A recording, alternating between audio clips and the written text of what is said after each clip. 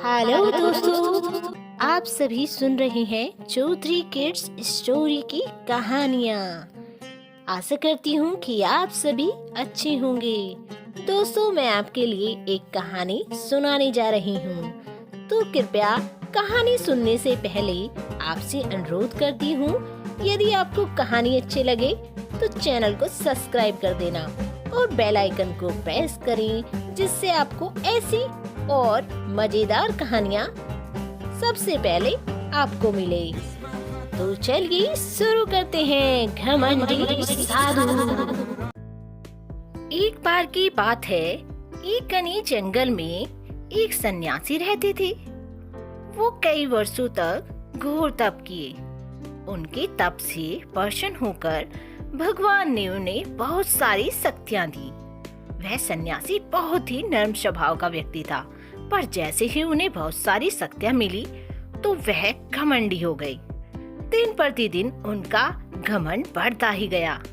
एक दिन वे कहीं जा रहे थे, तभी वो चलते चलते नदी के तट पर पहुंच गए। उनको नदी पार करनी थी, तो वे नदी के चारों ओर देखे तो उसे एक नाविक दिखा। वे घमंडी सन्यासी नाव पर बैठकर नदी पार करने ही वाले थे। तभी उन्हें नदी के दूसरे तट पर एक साधु ध्यान करते हुए दिखे। वह घमंडी सन्यासी ने नदी के दूसरी तरफ बैठे तट पर साधु को अपनी शक्ति दिखाने के लिए नाव पर न बैठकर नदी के पानी पर चलकर नदी पार किए और वह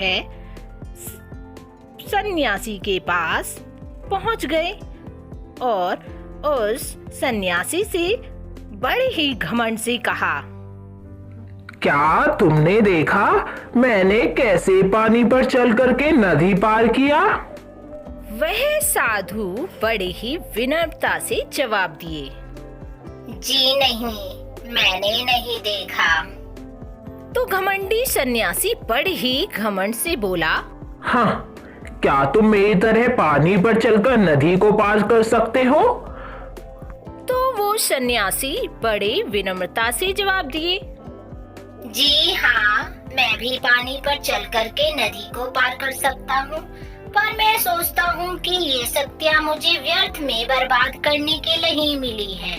ये शक्तियाँ मुझे विशेष कार्य करने के लिए ही मिली हैं, अच्छे कार्य में लगाने के लिए मिली है। पर मुझे लगता है तुमने अपनी कीमती शक्तियों को बर्बाद कर दिया। तुम सिर्फ कुछ पैसे दे करके नाव पर बैठकर नदी पार कर सकते थे, पर तुमने सालों के तप से प्राप्त की गई शक्तियाँ को व्यर्थ में बर्बाद कर दिया।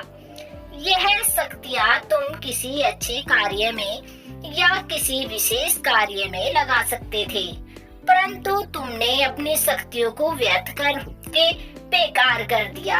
यह सब सुनकर उस घमंडी साधु का अहंकार चूर चूर हो गया। उसे अब पछतावा होने लगा कि उसने अपनी कीमती शक्तियों को व्यर्थ में घमंड के कारण बर्बाद कर दिया।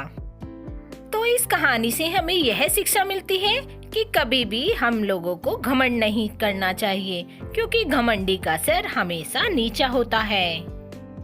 यदि आपको कहानी अच्छी लगी तो लाइक, शेयर और सब्सक्राइब करना ना भूलें।